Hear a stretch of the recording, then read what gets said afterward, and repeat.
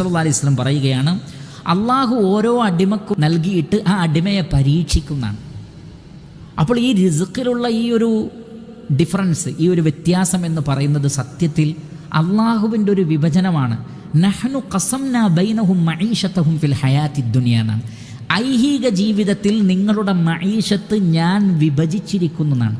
ചിലർക്ക് കൂടുതൽ കൊടുക്കും, ചിലർക്ക് പറ്റ കുറവ് കൊടുക്കും, ചിലർക്കൊരു മീഡിയം ലെവലിൽ കൊടുക്കും. ഇതെങ്ങനെ സംഭവിക്കുന്നു എന്ന് ചോദിച്ചാൽ അള്ളാഹു അങ്ങനെ വിഭജിക്കുന്നു എന്നാണ്. എന്തിനാണത്? അള്ളാഹു പരീക്ഷിക്കുകയാണ്. ഓരോ ആളുകളെയും അള്ളാഹു പരീക്ഷിക്കുകയാണ്.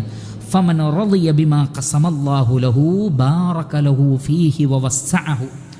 അള്ളാഹു നൽകിയതിൽ ആരാണോ സംതൃപ്തിപ്പെടുന്നത് എങ്കിൽ അയാൾക്ക് ആ നൽകപ്പെട്ടത് എത്ര ചെറുതാണെങ്കിലും അള്ളാഹു സുബ്ഹാനഹു വ തആല അയാൾക്കതിൽ ബറക്കത്ത് നൽകുകയും അതിൽ വിശാലത നൽകുകയും ചെയ്യുമെന്നാണ്. ബറക്കത്ത് നൽകുകയും വിശാലത നൽകുകയും ചെയ്യും എന്നാണ്. ചെറിയ ജോലി, ചെറിയ വരുമാനം, ചെറിയൊരു കട, ചെറിയ കാര്യങ്ങളുമായി ജീവിക്കുന്ന ആളുകൾ എത്ര സംതൃപ്തമായ ജീവിതം നയിക്കുന്ന നമുക്ക് കാണാൻ സാധിക്കും. അവരവരുടെ കാര്യങ്ങളൊക്കെ നടത്തിയിട്ടുണ്ടാകും, എല്ലാ കാര്യങ്ങളും നടത്തിയിട്ടുണ്ടാകും.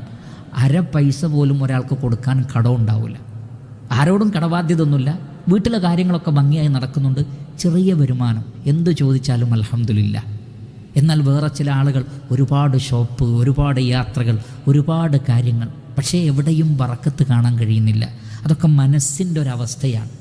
അള്ളാഹു നൽകുന്നതിൽ തൃപ്തിപ്പെടുകയും അള്ളാഹു പറഞ്ഞ രൂപത്തിൽ കാര്യങ്ങൾ മുന്നോട്ട് കൊണ്ടുപോവുകയും ചെയ്താൽ ഇൻഷാ അള്ളാഹ് അതിൽ ബറക്കത്തും വിശാലതയുണ്ടാകും. എന്നാൽ വമൻ ലം യറല്ലാ, റബ്ബ് നൽകിയതിൽ അങ്ങോട്ട് തൃപ്തിയാവുന്നില്ലെങ്കിൽ ലം യുബാരിക് ലഹു ഫീ, ഒരു ബറക്കത്തും പിന്നെ ആ ലഭിച്ചതിൽ ഉണ്ടാവുകയില്ല എന്ന് റസൂലുള്ളാഹി സ്വല്ലല്ലാഹു അലൈഹി വസല്ലം പഠിപ്പിക്കുകയാണ്.